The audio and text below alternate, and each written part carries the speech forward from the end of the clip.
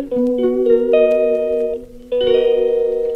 magandang araw sa inyo mga guys. Tuturuan ko po kayo kung paano manghuli ng ibon or manok. Oh my God! Wow! Oh my God! Tara.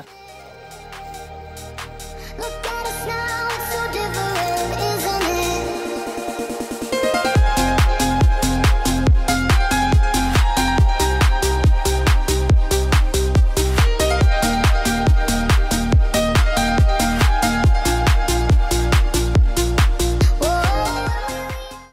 So ngayon guys, nandito na po tayo sa Kanyugan at ituturo ko po sa inyo kung paano po tayo gagawa ng silo na panghuli ng ibon or manok. Tara, tuturuan ko pa kayo.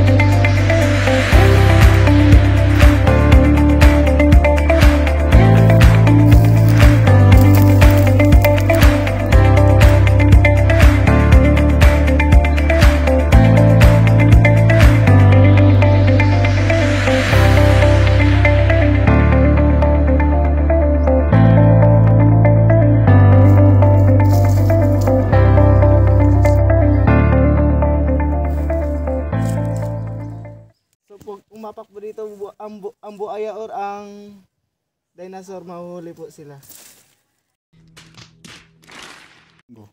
So ito po ang kanyang pressure plate at saka ito ang kanyang ignition. Pag apakan po ang pressure plate ng ibon or manok, maaari po silang mahuli sa pamamagitan ng nylon na ito na bilog.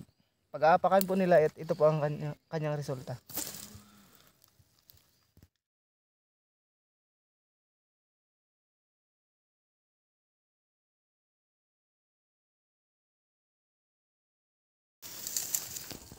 So, ito po yung ating panghuli. Tapos na po ang ating